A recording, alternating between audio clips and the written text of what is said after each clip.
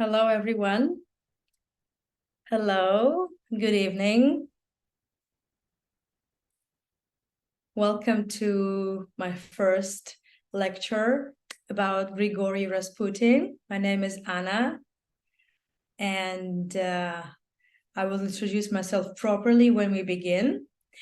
But I'm so happy to see many familiar names from my previous tours, be it tours about Saint Petersburg or tours about Israel. And by using this opportunity, I would like to wish the Happy New Year and the Sweet New Year to all those to whom it may concern, for all the Jewish audience. Shana Tova Betuka. If you have any questions regarding the flow of the tour, any questions, we have about 7 minutes before we begin. I'll be more than happy to answer them. Hi, Tommy. Thank you so much. Thank you for the blessing. Cindy, I'm so happy to see you here. Hi, Charity, Diane, Christine, Elizabeth. Hi again. Hi, everyone. I feel very, well, when it gets to Rasputin, it's one of the most, tiring tours, because everything about Rasputin is so intense, like really intense. Even talking about Rasputin, and also, because this tour is not just I'm retelling you his biography, but it's also, the attempt to, defy some of the myths and dirty rumors, or on the contrary, to provide actually the proof of some of the other rumors. It's not an easy topic, and there are so many people involved in all connected with Rasputin, and so many, like additional stories, some background context, like the history, just history of those days. The Russian Empire is very complicated, and it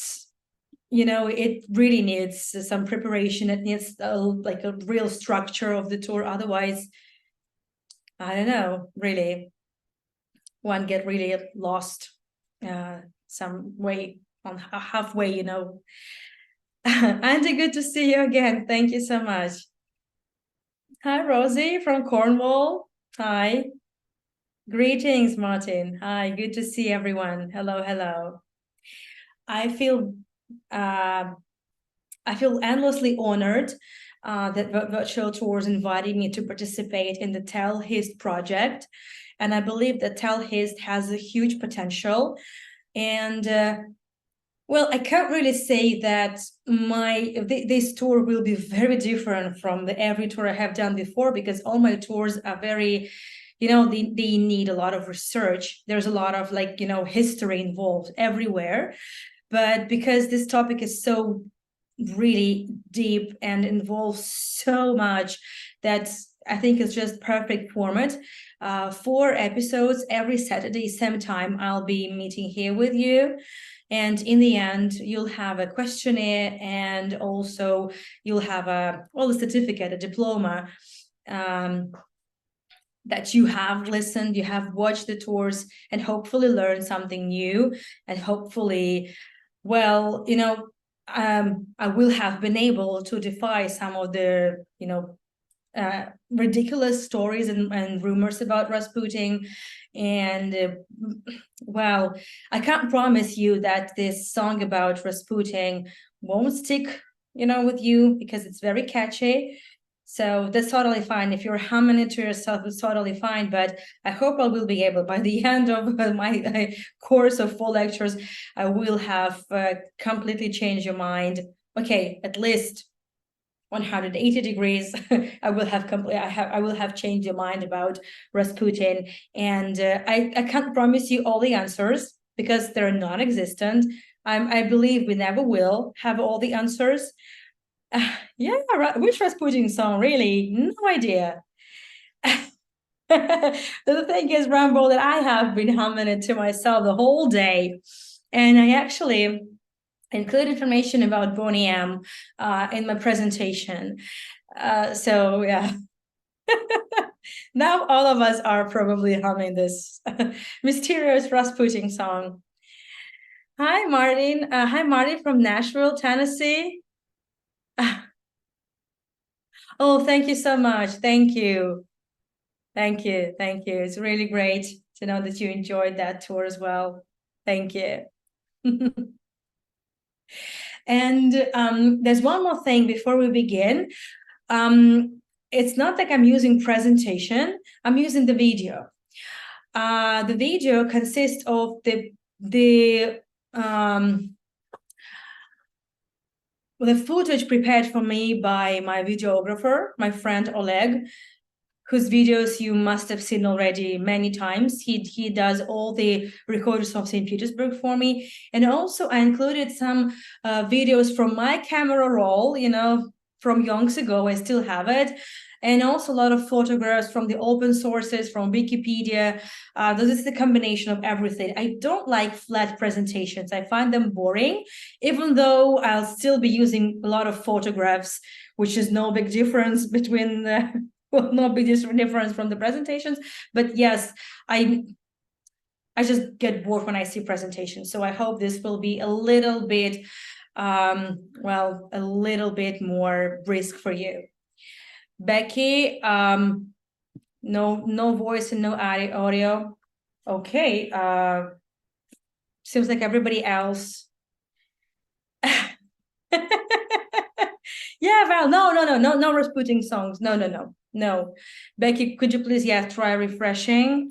Thank you so much. No matter what I say, she can't hear me. Well, I do hope this helps. Emma, hi, thank you so much. Thank you. So we have a few more minutes before we begin. So let's see, I hope there's nobody left in the waiting room. No, that's fine. Thank you so much. Hi, Lynn, good to see you. Well, I hope Becky will be able to hear and see me. Hi, Linda from Bedford County. Hello. I'm happy to see many new names as well. This is great. Thank you so much. This is an honor. Okay, it's time to introduce myself. For everyone, for those who already know who I am, please bear with me for a minute. But I want to make sure we're all on the same page, and I need to explain why I'm in Israel, but I'm doing tours about St. Petersburg, like what's going on. Hello, everyone. My name is Anna, and I am a licensed tour guide to St. Petersburg, Russia. Because of the war last year, I relocated to Israel together with my family. I'm not Jewish, my husband is. And I'm now studying for my guide's license to Israel. While I'm studying, I'm not allowed to give in-person tours to Israel. That's why I provide for my family by doing virtual tours. I have been doing virtual tours of Israel since I came.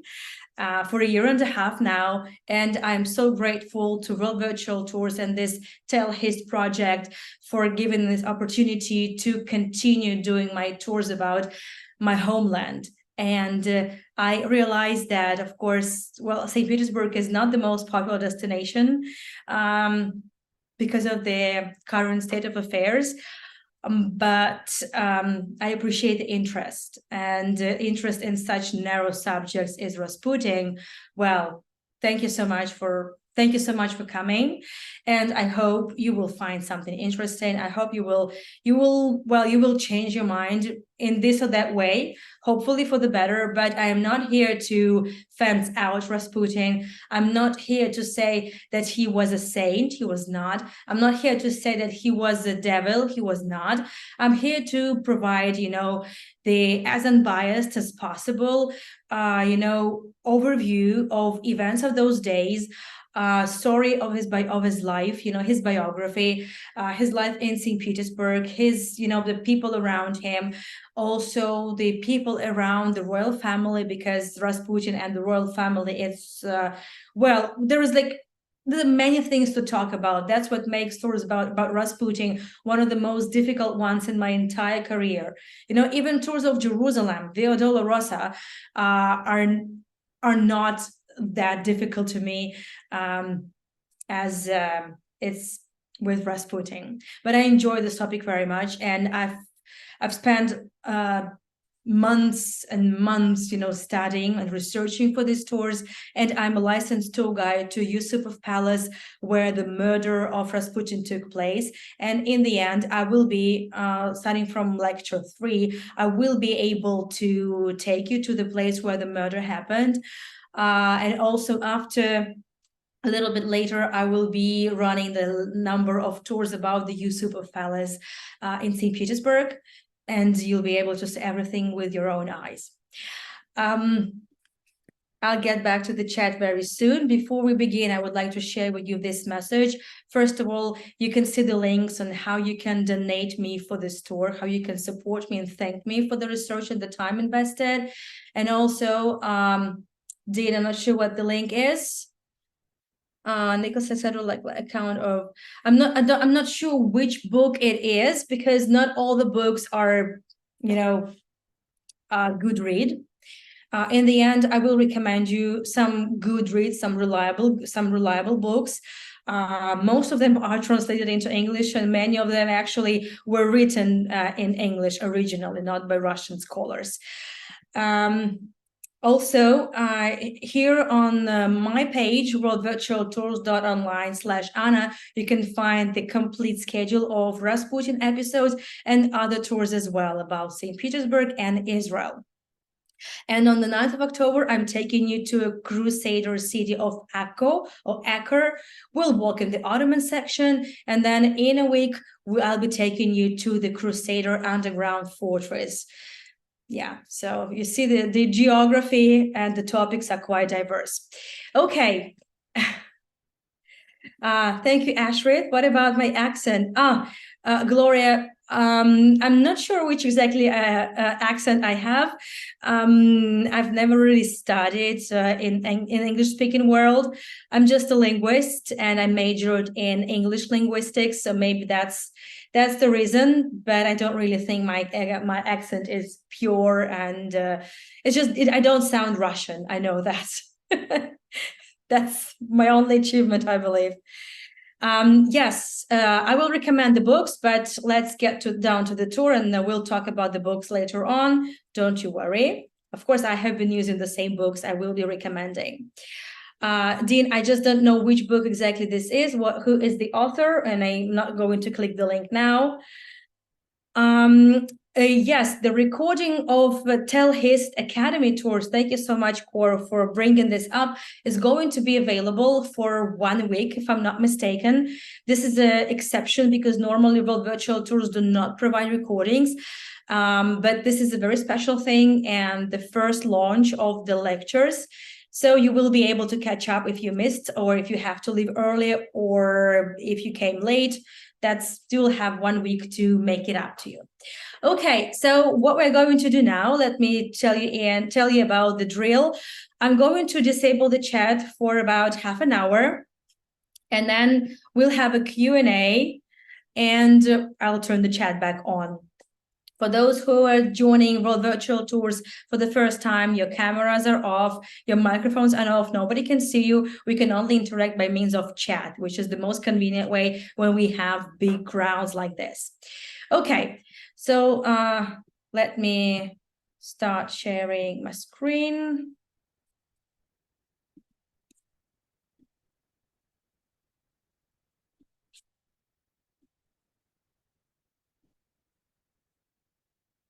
Okay.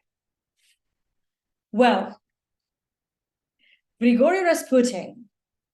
Again, I'm sorry, it's going to be a bit of a torture, but I know many of you, maybe of your friends, the first thing you learned about Rasputin is probably the song by Boney M. And well, you must have seen the Disney cartoon about Anastasia and Grigorii Rasputin portrayed there in the, least flattering way. But I should tell you that the image of Rasputin and the reputation Rasputin has as a historical character is not true. And the Western world is one of the biggest sources of the false allegations, accusations about Rasputin. Not even the Russian Empire first. Rasputin is definitely one of the most complex, characters, and nobody knows the reasons. Nobody knows how he managed to help the royal family. Nobody knows how he managed to, and what kind of, special powers he had. And in general, his life has more, leaves us with so many questions. And I'm not sure whether any of them will ever be answered. However, with regards to his death, in the recent decades have been made a couple of interesting discoveries. And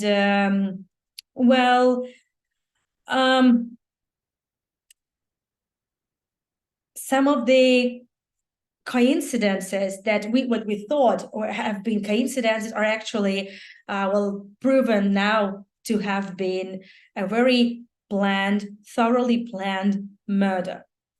Anyway, so let's start from the beginning. And this episode, in this lecture, we're going to learn about how Rasputin ended up in St. Petersburg, what his childhood was, his life was like. And let's begin. Again, this will be the combination of the videos and the photographs. Well, I will try to make it, more risque. So you see the years of his life, 1869, 1916, just the year before the revolution. In 1917, in October, there will be, actually in 1917, there will be two revolutions. And the result of the first revolution in February, March, Nicholas II, the last Russian emperor, would abdicate from the throne, and only half a year later, in October, Lenin and the Bolsheviks would take over the power. So this is also important to know, and maybe one of the reasons for the revolution, for the abdication of Nicholas II, was one of the last straw.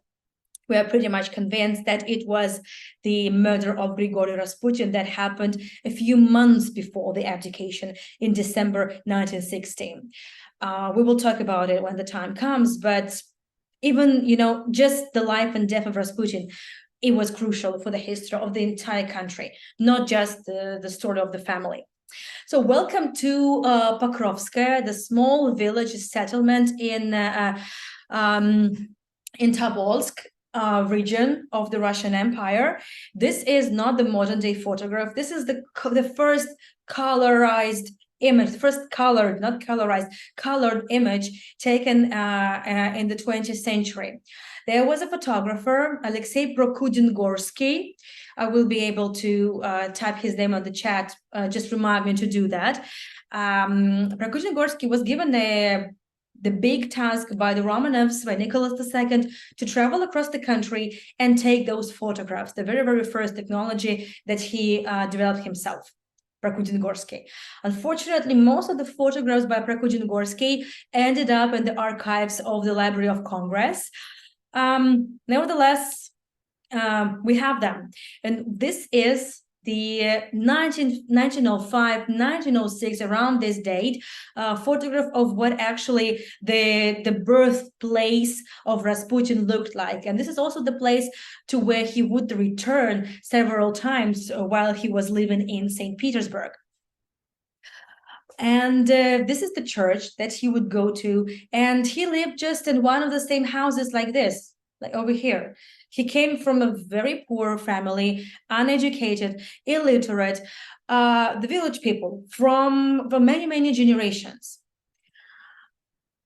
You see, village Pokrovskaya, Tobolsk Governorate. So this is like the area of Siberia, the Russian Empire. This is the house in which Grigorii Rasputin was born. The house does not exist anymore. It dilapidated. But in the village is still there, and in the village there is a museum, but it's located in not in the birthplace of Rasputin, but it's there. The place is still there, and of course, Rasputin is the most popular, is the biggest celebrity of the entire region, and there are still many people go there. Before the war, I myself. Helped arrange some of the tours to Tobolsk.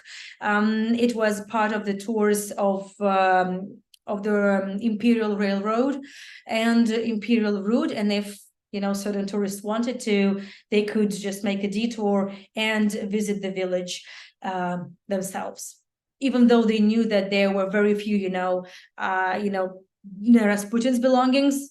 It was still the place of power for many who were really interested in the story of Rasputin's life and death. And he was just an ordinary village boy. Take a look at that. So this is the photo, taken in early 1900s. Rasputin is here with his wife and the people from around his village, just the fellow villagers. Rasputin came from a very ordinary family. And up until like 6 or 7 years of age, there was nothing unusual about him. Well, it's not like he was especially active or he was a prankster. No, he was just an average boy. Then at the age of 6 or 7, he was swimming with his brother, and his brother nearly died. Actually, both of them nearly died, but he managed to save his brother, so he was okay. But his brother eventually died, and this was a huge shock for him. From then on, from that shocking experience, he started, sensing something. That's according to his account of events. Just him. Nobody else could really prove that. He mentioned once he saw a certain person, he knew the person, what the person had done. He knew that person had lied, or a certain person had done something wrong, or he could tell when this person would do something wrong. But he, again, at that point, he wasn't even religious. Of course, everybody in the villages back then were religious, were believers, but he wasn't pious. He was just a boy. Nobody made him become a monk. Nobody wanted to send him to a religious school. Of course not. He didn't even go to school. But later on, as he grew, probably with the level of testosterone growing, he started misbehaving. Like what? This would only become important later when he's in St. Petersburg, when he would be in St. Petersburg, and when the imperial police and just in general, the police would get interested in him, would want to find out more about his life, and maybe also find some dirt on him. So it turned out that he could steal, and he stole a couple times. He is believed to have stolen a horse, and horse stealing is a huge crime in the villages, because horses were the only source of transport, and for some families, for most people, it was the only means of income. So this was a big crime. But later on, Rasputin managed to prove that he had not stolen a horse.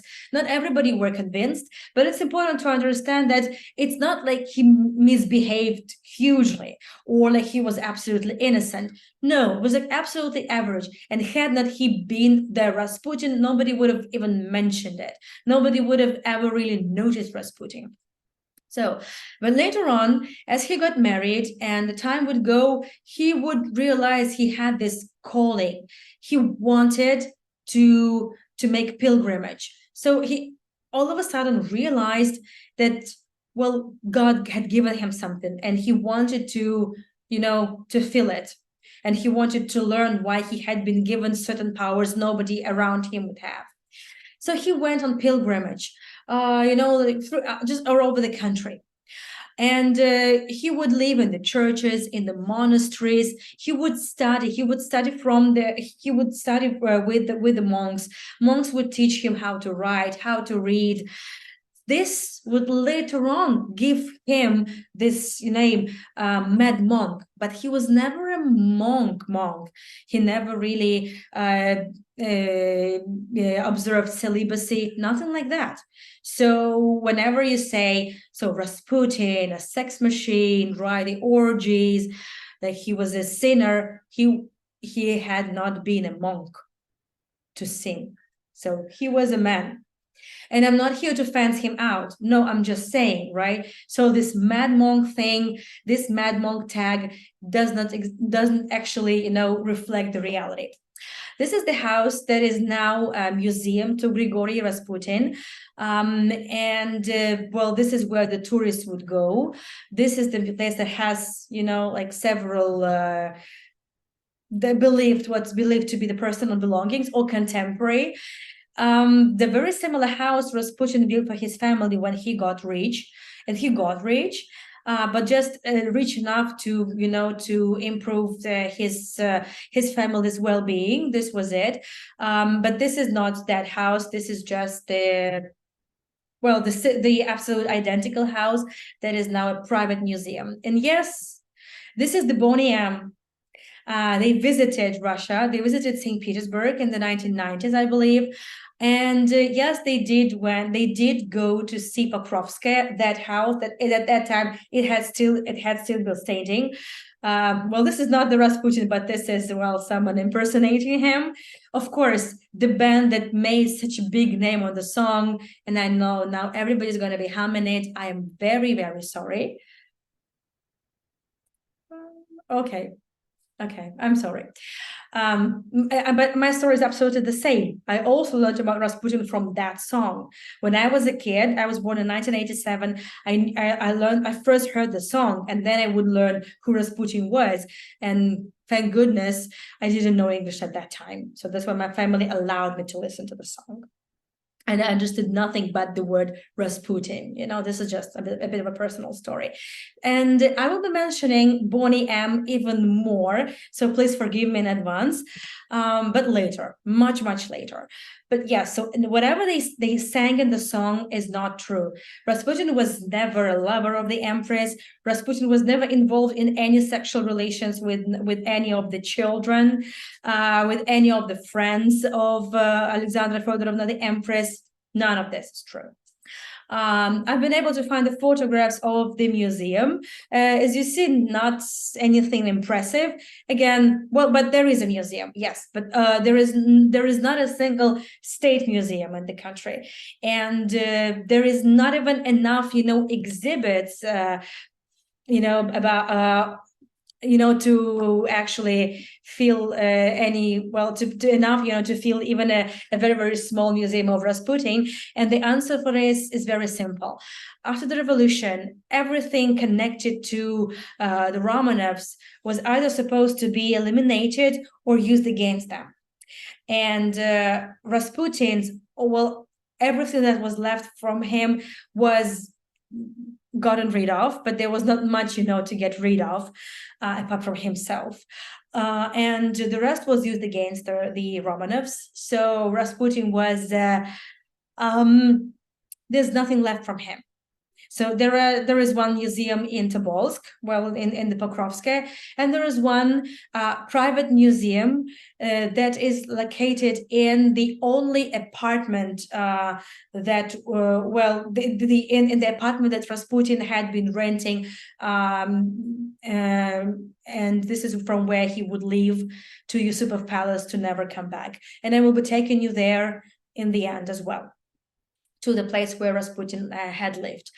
So he was wondering, let me check the time very well. In about 10 minutes, we're going to have the first Q&A, but I also would like to tell you that I might not be able to answer some of your questions because I will be touching upon those topics in the next episodes, but we'll get to that, don't worry. And Rasputin would wander. He wandered in the villages and the cities, all across Siberia, on his way to the downtown, to the center of the country, to Saint Petersburg. He would mention in some of these in scarce letters that he had, that he had always wanted to visit the capital. And he eventually, after several years of wandering and pilgrimage, absolutely poor, like really having nothing at all, and he had left his wife and his children all alone. But he went on pilgrimage. There was not really much, that his wife could do. And he eventually came to St. Petersburg, and he came to Alexander Nevsky Lavra Monastery. This was, and it still is, by the way, the main monastery. Lavra is also the place where, so the monastery, the cloisters, and the religious schools are located. So this is like a huge religious complex, of course, Christian Orthodox Church. So he ended up there. And he was accepted, he was allowed to live with the monks. He was allowed to attend, the classes and the seminaries. It's not like he studied there. And again, his level of education and preparedness was not really enough to study together with the future clergy. But he made a lot of friends. What I'm showing you is the late 19th century, illustrations of what the Lavra looked like, and it's still the same. Well, other than the roads were built and you would see lots of cars passing by, but before that, it was exactly like that. This area was like outside of St. Petersburg, so it was like a quiet nook. Right now, this is in the very heart of the city. And Rasputin made a lot of friends there, and he would. That's what it looks nowadays. As you see, not much has changed. This is the photo source from internet, but it's the same, just taken from above. So as you see, it's a huge area, and I have a very few videos. So he made friends, and he would, of course, participate in some discussions. And quite shortly after he moved in, people would start noticing, his gift. He was a really, really good orator. He was very persuasive and passionate, and people wanted to listen to him. And many would take shine to him. And he made friends quite quickly with some of the top levels, of the clergy. For example, the Sergei, Bishop of Viborg in Finland. He was one of the most superior bishops at that time. Of course, since St. Petersburg was the capital of the Russian Empire, there would be the administrative body that would take control across all the other churches all across the country. So he knew where to go. Speaking of whether he really was arrogant and calculating or not, I think he was. I think he knew exactly what he wanted to. He wanted to go to the big city. He wanted, he knew he was special, and he had wanted, he was seeking fame and attention. So he made the right choice eventually. So Sergei was, really fond of him, and a few other bishops. So this is the academy, the religious academy that Grigorii Rasputin had attended, but not as a student, I'm saying. Another very important character is John of Kronstadt. He was a spiritual leader from a city, from a port city, a naval city just next to St. Petersburg. And John of Kronstadt was whatever he said, thousands and thousands and hundreds of thousands of people would follow him and have a support, and to be given positive characteristics by John of Kronstadt for Rasputin was a big deal. John of Kronstadt was one of the confidants of the Romanovs. So he was very close to Nicholas II. He was very close to Nicholas's family. Yet at that point, no, but none of the Romanovs know about Rasputin. He has no connection to the last Romanovs. No, nothing like that. Here in this photograph, you can see Rasputin standing next to two very important people. And I would like to draw your attention. Well, this is Rasputin, really young, but so just about 4 years ago, he lived in the village and allegedly been stealing horses, right? And now he is in the capital, in the center of the spiritual life of the entire country, where all the money were, where all the power were. So this was the powerhouse of spiritual life of the entire country. I would like to draw your attention to this person. Eleodor is his name, and we will be mentioning him shortly. As his name is very important. I'm not sure if you really heard about him ever in your life, and I'm not sure whether you will be, but Hieromonk Eleodor was one of the crucial characters, one of the crucial players in the creation of all the dirty rumors about Rasputin. But originally, they were friends. They would get along really well. And Eleodor, for some time, was a big admirer of the natural talents of Rasputin. Everybody would say he was gifted. Like it was natural. You didn't need to be educated and good looking to get the hearts of the people. And eventually, all the good rumors, all the good words and the good reputation of Rasputin would reach Theophan of Poltava, the most recent confidant confessor of the Romanovs. And exactly from Theophan of Poltava, the Romanovs would learn about Rasputin. He did not invite Rasputin to the Romanovs, but they would heard about him from Theophan. So another name that you, at some point would need to, just important to know the connections, like how eventually Rasputin ended up there in the close circle of the Romanovs family. What is important to understand? What was the life like, in aristocracy? What would they do? What would people believe in? What was, the political situation? So the turn of the 20th century, the society, both in Europe and in Saint Petersburg, they were really, going through, on the one hand, through industrial, revolution and economic upheaval. At that time, the economic situation in the Russian Empire was actually very well. There was a huge flow of international investment, which also meant that there was a lot of Western and European involvement in politics and just influence on the life in general. And what was popular in Europe would be popular in the Russian Empire.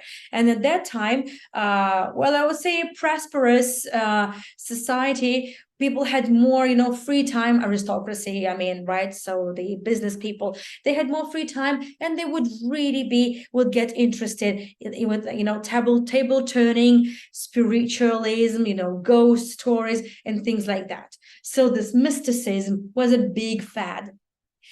And the same was with the Romanovs. But not with Nicholas II and Alexander. We don't know about that. We know that they were, really true believers. We know that. But we know that the people around them, especially the two women, were very much into table turning. So I have taken you right now, before we have a Q&A, I want you to see this building. Well, right now, this formerly aristocratic estate is in a terrible condition. The building is dilapidated. It's put up on conservation, but what I see is the place is doomed. This place is called Sergeyevka Estate. And in this place used to live, it used to belong to the to the Romanovs, not to Nicholas II, not to those Romanovs, but to these two princesses, the princesses of Montenegro, Princess Milica and Anastasia Ostana of Montenegro. They were sisters, and they were married to Grand Dukes Romanovs, so to the relatives, to immediate relatives of Nicholas II. Here they are, so two of them. Milica and Stana, they would be called. This is Stana. It's very hard to say, but the estate belonged to Stana, and Milica, as a sister, would be visiting, of course, would be staying in the palace all the time. And one evening in 1904, Nicholas II and Alexandra Fyodorovna were visiting Sergeyevka estate. It wasn't really far from the downtown. It wasn't far from the another residence, suburban residence, and this is when they first saw a God's person, Grigory. We know this from the diary of Nicholas II. In the diary entry, Nicholas wrote, "So today we met a God's man, Grigory." So Milica and Stana introduced Rasputin to the Romanovs. Now let's have a Q&A. I understand there may be many questions. I will try to answer them as much as possible. So, can you imagine trying to tell the story in one tour? Even two tours, I can hardly imagine this. Yes, please send in the questions. Hi, Jim, good to see you. It's good to have you with us. For those of you who just joined or joined a little bit after the beginning, the recording of this lecture will be available for 1 week on the Telhist page, virtualtours.online Telhist. So you will be able to catch up with it. What became of his wife and children? I will answer the question later, but well, nothing really happened. One of the daughters would die, but much later, natural causes. After the revolution, his son would perish in the revolution, and the other daughter would escape to America. And his wife just died in the same village. She never really left. Please, how many children? So he had 3 children altogether and 1 wife. Yes, he did have a wife. Of course, he did have a family bandit queen. Did your parents speak English? Well, my parents, no, my parents didn't speak English. They both studied German. In the Soviet times, German was the foreign language normally taught at schools. I'm not sure why it was not English. There might be some reasons to it. I don't want to go into details, but that's the reason why I was allowed to listen to that song, and it really rocked. It's such energetic. Yeah. So I didn't know. I didn't understand a word. I just like this rah rah Rasputin, and then just I don't know. Sorry.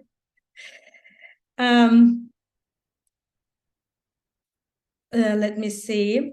Okay, sorry. The chat has been a bit too fast. Let me just make sure I don't miss any of the questions. Please tell me, will hear the Rasputin song? Elizabeth, I'm sorry. What was the clergy required to have a long beard and long hair? This was a tradition not to shave, not to really cut your hair. It was also, it's the long time tradition, coming from the Byzantine times, and in the East Orthodoxy, it's still the same, in Greek Orthodoxy, in Russian Orthodox Church, it's believed to be the continuation, of like God's will, like God's power. Yeah. How many tours did you do the last time? Cindy, this is my 4th tour tonight. And the last for today, because after Rasputin's tour, I'm absolutely wiped. I don't know. Even after death, a century later, he's still intense, I've always thought that Alexander met Rasputin when one of the princesses sent him during. No, this would be the first meeting, Christine, would be in the Sergeyevka estate. It was just a visit. They just met, but it would be later. So by that time, when he would be needed, they had already known each other. It's not like she would ask anyone to come and help. We'll get to that, don't worry. It's still a few years later when Rasputin would actually step in as the savior for the family. Wasn't Rasputin eyes not hypnotic? Well, there's definitely was something about him. Definitely something to it. We will talk about it. I don't have the answer. If you think I have an answer, I don't. But we will talk about also the possible explanations to at least some of the things he had been doing. To repeat where to access recording of this presentation, I believe it's going to be on the page of these lectures. And I don't know exactly the link, but I'm sure it's going to be the same place where you downloaded it. Let me see if I can share with you just once again the links. Okay, so I'm sharing with you the link of my page. I'm sure from my page, worldvirtualtours.online/Anna, you will be able to access the recordings, or you just go to the main page and from that on. I'm sure. Sorry, I don't really know the exact links. And also here is the link on how you can support me for and thank me for the work. Let me go back.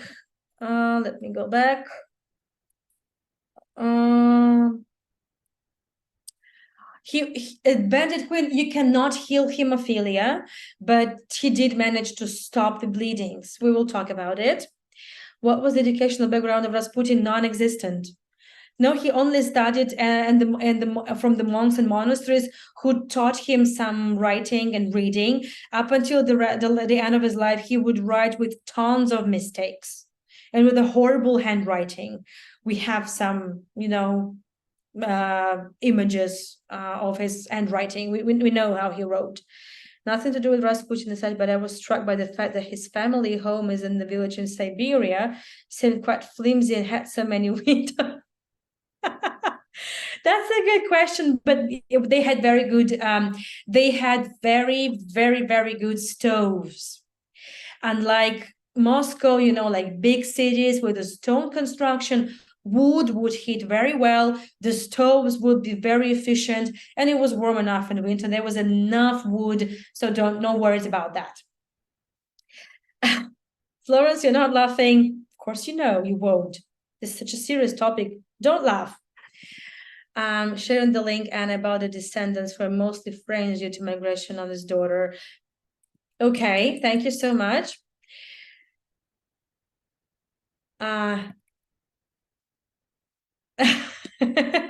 Okay, good. So let's go back. Let's get back to hold on a second. I'll turn off the chat for now. I don't see anyway, whatever, because I'm streaming the video, so I don't see the chat anyway. So I just switch it off. Good. And we now it's time to talk about the Romanovs.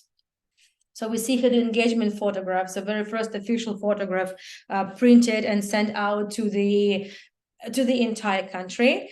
This is their marriage. The wedding ceremony took place in the Winter Palace. For those of you who watched my tours about the Hermitage Museum, you visited with me the church, and I'm sure I must have shown you this photograph of the wedding. At that point, there was no Rasputin anywhere around. And well, we need to talk about the background of Alexandra Fedorovna. I mentioned it also when we did tours of Alexandra Palace, the last home to the Romanovs. Sorry. So she was granddaughter of Queen Victoria. Queen Victoria did transmit this gene of hemophilia. He did that. Hemophilia would be passed through women, from women's bloodline, and only the male children would inherit it. And it was like a Russian roulette. You don't know who would have it, who would not. But by the time Alexandra came, by the time, Nicholas II and Alexandra actually fell in love and, well,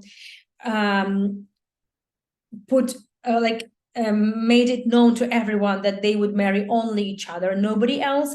Of course, the parents of Nicholas II knew about hemophilia. And this was one of the reasons why they were not really happy with the choice.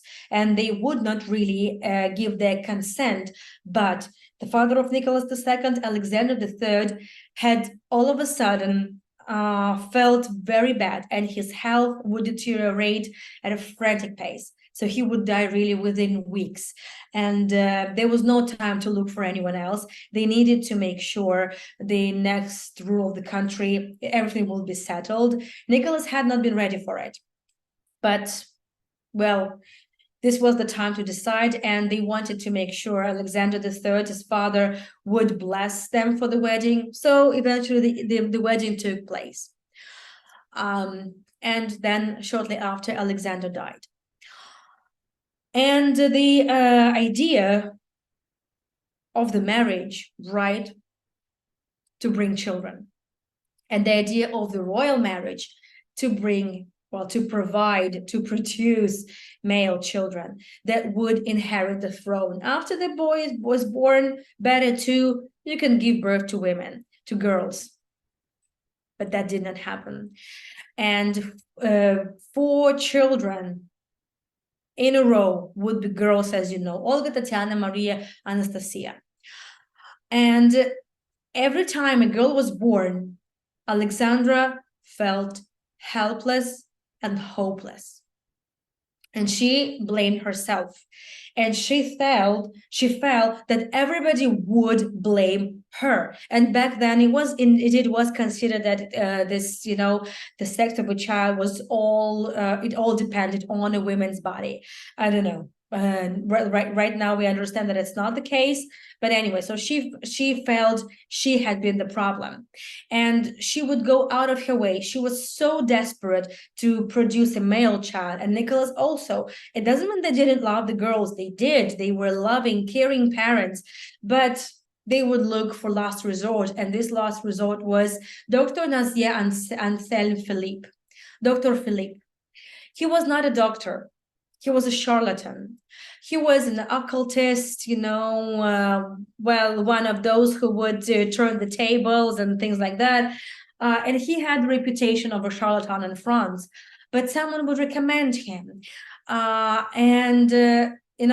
Nicholas was a bit indecisive. He even consulted with the Medical Academy of France, asking them to give him, like a medical, some papers, some degree. So it would be, let's say, it would be common for, to invite him to Russia, but they disagreed.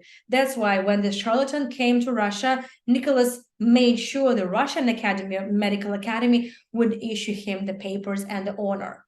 So he became the doctor, Dr. Pepper, I would say. And his help would be so effective to the Empress. He would give her the advice, tips on like how to get pregnant with the boy, what to put under the pillow, which position to choose, and like what to eat, what not to eat, what to read, which side to turn your head while, making love, things like that. I'm merely exaggerating, honestly. So his help was so effective that the Empress actually started having symptoms of pregnancy. And you know what? Everybody believed that she had been pregnant. However, a few months later, after showing so many symptoms of pregnancy, the belly wouldn't grow. So there would be no changes in the body. So but by that time, the country had already learned about the pregnancy, and like everywhere in the newspapers, like it was mentioned, no, the Empress is waiting for another baby. So it felt like everyone had been there, in her womb. It was a horrible situation. It was a horrible Yes, Jim Mitchell, you will be able to ask the question shortly in 15 minutes. Thank you so much. And well, later on, eventually, some half a year later, Alexandra Fedorovna allowed to examine her because Dr. Philippe said not to let anyone around her body. 6 months later, she allowed her daughter, Dr. Ott, her gynecologist, see her, and he found no pregnancy at all, no sign of pregnancy. And they had to inform everyone, like entire country, in the newspapers. Everybody knew. So the most recent news of the Empress's womb, miscarriage. They couldn't say anything else, right? So it was miscarriage. And so Dr. Nazir Philippe quite conveniently said that, the voices in his head told him he had to leave. And there was no scandal. They did not really part on a bad note. He actually gave Alexandra Fedorovna an icon with the bells. And he said, whenever some bad person is coming around, these bells would ring on the icon. And you know what? Till the last day of her life, Alexandra Fedorovna, well, at least up until they lived in Saint Petersburg in Alexander Palace, she would have that icon with the bells. And he said, there will be another man you would rely on who would help you. And then he left for France. That's the thing. So you have to understand why I'm saying this, because you have to understand the state of mind of Alexandra Fedorovna. And then what else you have to understand is that finally, when the family produced the boy in 1904, Tsarevich Alexei, and this is the Alexander Palace where I've just recently finished the series of lectures about the life and the interiors of Alexander Palace. So I'm sure many of you are familiar with the place. We're going to skip it. So when finally the boy was born, it felt, it was a huge relief. And the Empress was happy. This is, by the way, Tsarevich Alexei himself, 1904. But then actually the next day the boy was born, they saw that the belly button would not heal. It would bleed. The blood would not stop. This is not typical, on the next day, this is not very typical. It was a bad sign. And that very day, the family understood what the problem was, that it was hemophilia, and that cherished boy, the hope of the Russian Empire, they learned that he had been doomed from the very beginning, which meant that the empire had been doomed. And this is Tsarevich Alexei up until the age of 5. The boys would be dressed as girls and they would not be given a haircut. But take a look at that.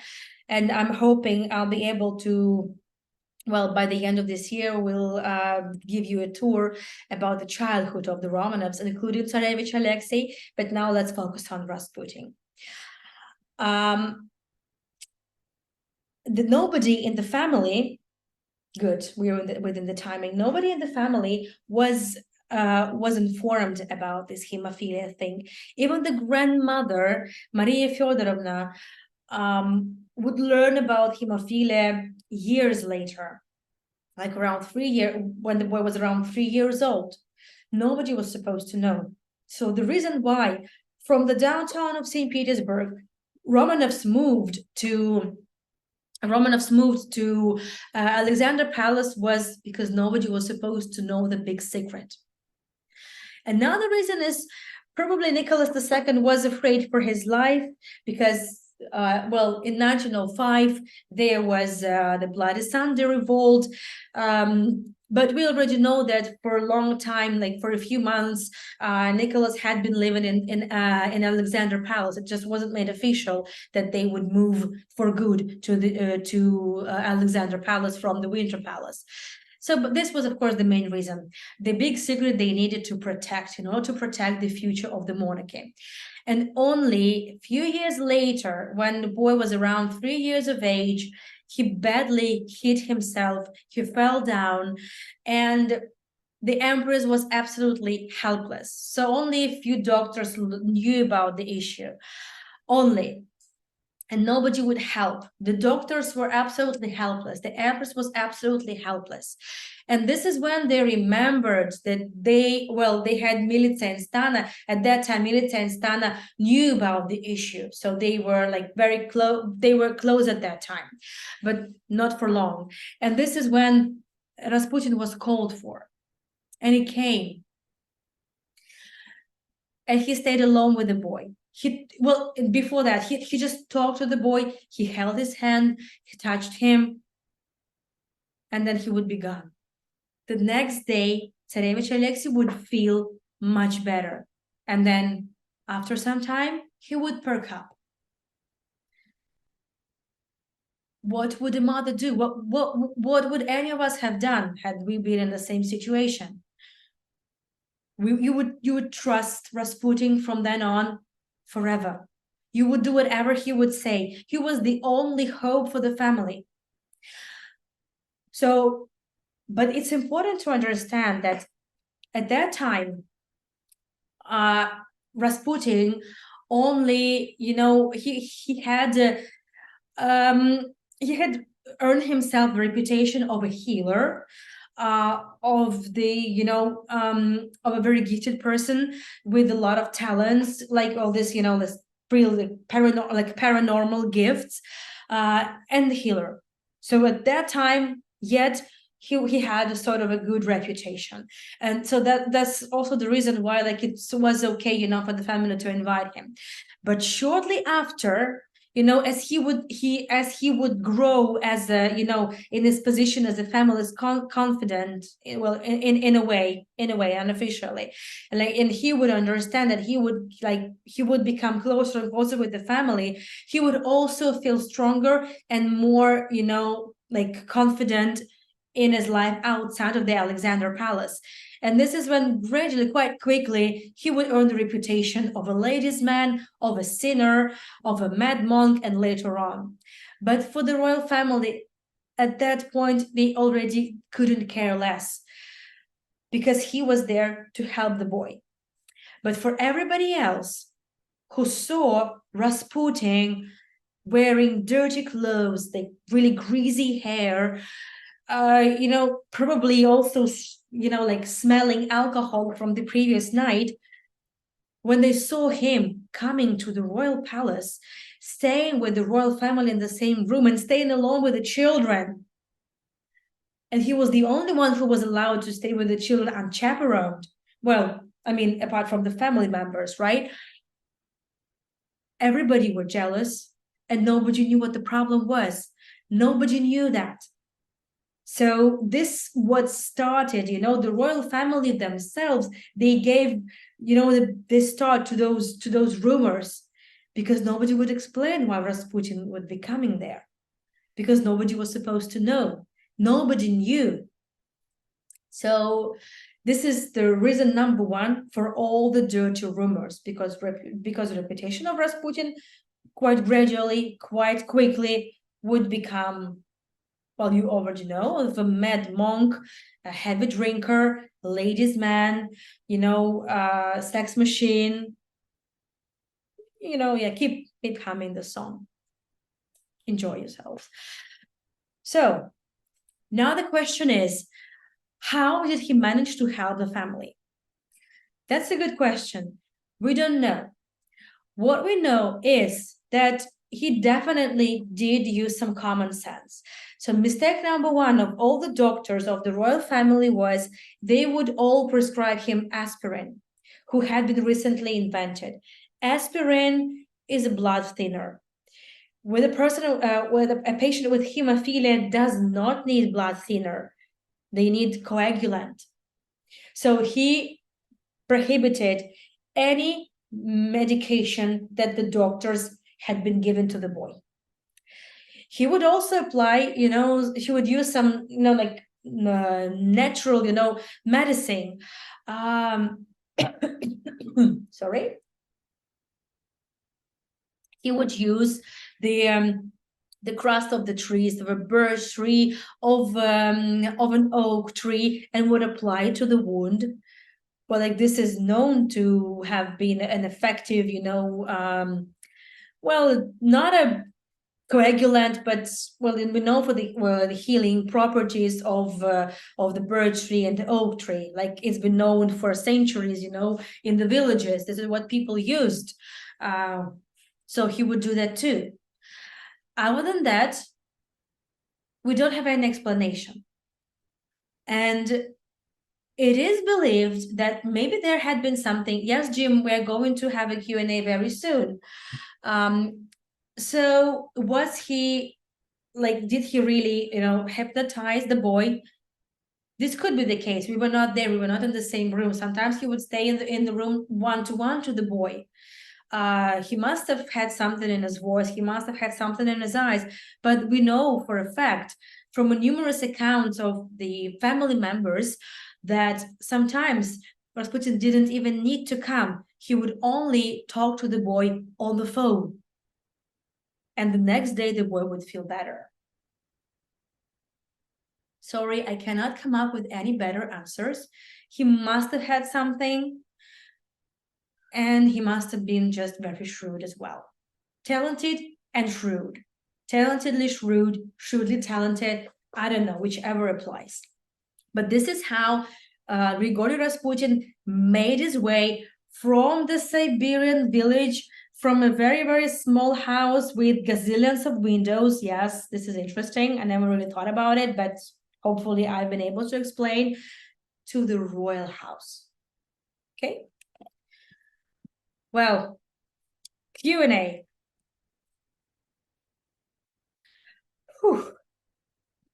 Jim, yes, I hope everything's been fine and you just want to know something. I hope you've been able to hear me well. You've been able to see everything. I hope there haven't been any glitches. Otherwise, it will be a disaster. Okay. Did they not try more healthy boys? After 4 daughters and 1 son, after 5 children, the empress's health condition had been horrible. After every pregnancy, she would have to be spending, months, weeks and months in bed. So she had no energy, she had no health to produce any more children. And probably this also was just so gut-wrenching that she just lost hope, like for good. And and they would use all the energy and all their resources to help save the boy, That's the thing. And I'm not sure what you mean about Netflix documentary not too accurate, but it's known to be not too accurate. In what sense it's not too accurate? Because the Netflix is not exactly the documentary queen. If this is the show what I think, then it's not the documentary. Where can I catch the recording? Kathy, I think you can catch the recording on the website of World Virtual Tours and tell his page. I think on the same page where you would book this tour. Okay, let me see. Who introduced them? Stana and Milica, the wives of Grand Dukes Romanovs. Stana and Milica, the Montenegrin princesses. Connie, you can hear the song on, you can just watch the video on YouTube. There are many of them, really nice, well, really fun ones. Bonnie M. Rasputin. Was Rasputin the reason of the fall of the monarchy?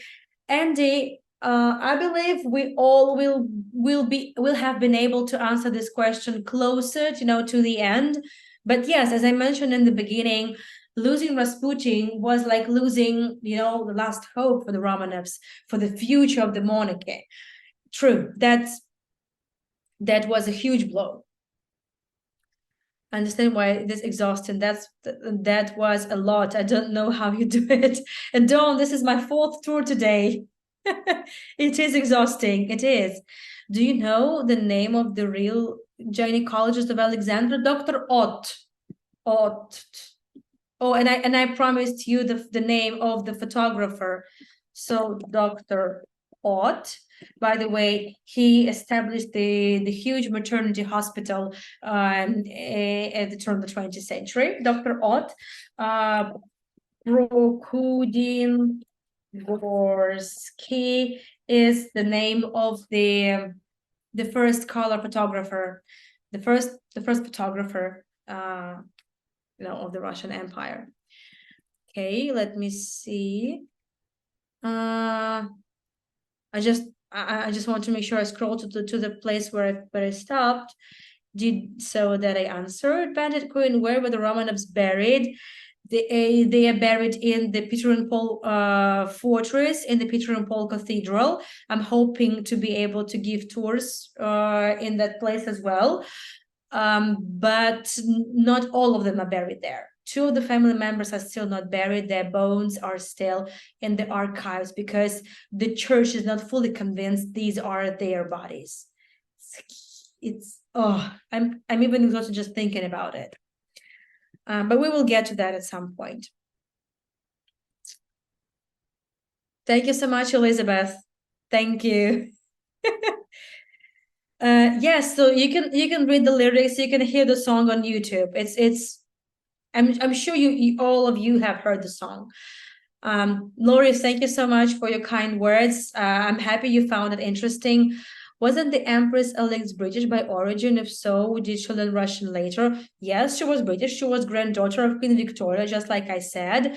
Well, she was half English, half German. Her mother, Alice, daughter of Queen Victoria, would marry the Prince of Hesse, and so she was half German, half British, half English, and she would learn Russian later on, but among themselves in the family they would try to speak English. Like the correspondence between Nicholas and Alexander was only in English. Why did he not watch before he came to the palace? Paget Queen, I wish I knew.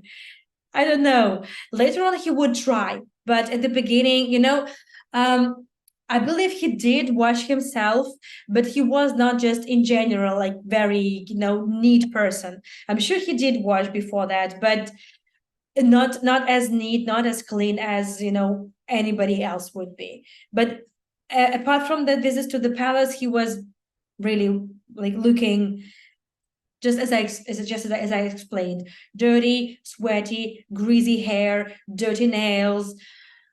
Yeah, but from time to time he liked to go to the banyas, to the Russian saunas, and clean himself and enjoy the orgies as well.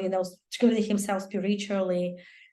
He did that too, and these are not rumors. Like this is known. So I hope I answered the question. Great talk, lots of research. Thank you, Diane. Thank you. Dominic, thank you so much for the kind words. I'm gonna need some hot tea and I'm gonna need honey. This time I have loads of honey because it's Rosh Hashanah, and honey is consumed in gallons right now. 4 strong, healthy daughters entirely disregarded. Yes. I will explain later on why it was so crucial to have a boy. But actually, for a monarch, it really was nothing, but it really worth nothing to change the legislation. Really, like honestly. But thank you, Cindy. Thank you so much.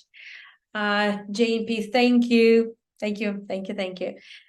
This isn't a question, but Nicholas comes across as a bit of an indecisive, less than capable emperor. Yes, Val, he was. Yeah. So let me see. In fact, that he sometimes did not come for several days, and explanations as to why he was successful. Sorry, I'm not sure who you're referring to, Badget Queen. Is the fact that sometimes he did not come for several days. sorry, could you please specify? I'm not sure I understand the question. Or was why, as the Tsar of Russia, who has the power, not able to find a proper doctor for his family? There was they by that time they did not believe in just doctors, you know. Doctors are useless when you need to use when you need to make a male child. So that's why they would need miracles. They would need some, you know, paranormal powers or something, you know, to do that. They had been desperate. 4 daughters. What a wonderful lecture. Thank you so much, Jim. I couldn't have done better myself. So the next one is next Saturday. I'm taking you to the second lecture. And on the 9th of October, I'm doing the old city of Acre or Akko in the north of Israel. But on my page, well, virtualtours.online/Anna, you can find my complete schedule as well as the links to my socials. Okay, thank you, Bandit Quinn. How did Rasputin, with his rather questionable standards of personal hygiene, manage to be a ladies' man? That's a good question. He had some powers indeed. Next time I will be providing, you know, some accounts of the contemporaries. He did have this power over women. He did. Yes, it's true. I don't know how. I wish I knew. I wish I had been there just to look at it from a side. But then I would probably risk getting charmed by him as well. Who knows? What if I would have been charmed as well? I don't know. He had powers. He did have powers. Is it true that Rasputin's body's location is unknown? His body was burned, cremated. So it's in the cosmos. Was Rasputin ever in the military? No. Why such a poor hygiene? Well, he was a village man, and he was, I don't know, actually. I don't know. He felt he could do without, you know, but he would go to banyas, but you would go to banyas like once a week, sometimes once in 10 days, you know. Nobody really washed themselves every day. Nobody would take showers every day. Well, apart from aristocracy, of course. I mean, just, you know, ordinary people. Was he receiving a good amount of money over time? Yes, he did. But from Romanovs, he wasn't really paid with money, but he was paid for his healing powers because he was a healer, like people's healer. He would have admission hours every day helping people. They would be paying him. They will be rich donors, but he never really had large sums of money to himself. He would build a house for his family back in Pokrovska. This is true. But most money he would just give for charity. This is also a fact. So he did have rich money. He did have much money, but he had something more important than money: reputation and influence to pull the strings. Okay, thank you so much, Mare. Thank you. It really means a lot. These words really mean a lot to me. Thank you, Jim. Did Rasputin become wealthy after serving the Tsar? So I think I just answered the question. Putin didn't come sometimes for several days. Yes, he could disappear for days. This is true.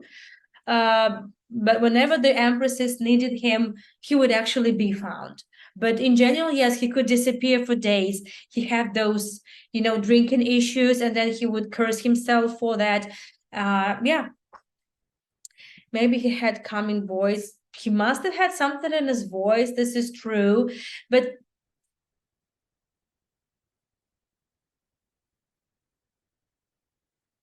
to stop bleeding, to stop the hemorrhage that nothing else could really stop just by the phone. I don't know. I can't say. Thank you so much, Mihail. It's great to know you signed up for the other 3 lectures. Thank you, Lilian. Did anyone in America know about Rasputin? Of course. Yes, but mostly in the West, in Europe, in the West, people know about the Mad Monk thanks to Disney movie, thanks to the song. And we will talk about the sources of rumors. We will talk exactly how they originated, who started them. We will talk about it. According to the laws, the legislation, daughters could not. But of course, this could have been overcome. There were always loopholes. He was the Tsar. There was even no constitution, so there was really nothing. There was really nothing limiting his power, but there was a male. They were male children. They were brothers to Nicholas II. So he could have given the throne to his brother, which he eventually did, but who had not accepted it. So there were ways. There were ways, but they didn't want his brother to rule. He wanted to pass the throne to their children as well. So it's arrogance as well. Thank you so much, Val. You're smart. You're too smart to get charmed by Rasputin. Thank you. Saint Putin is buried in the USA. No, he's not buried in the USA. No, he's not buried in the USA. There are also some dirty rumors about some of his body parts. We will talk about it later. He is not buried. His body was burned. His remains were burned. He wouldn't die, that he was poisoned and finally shot.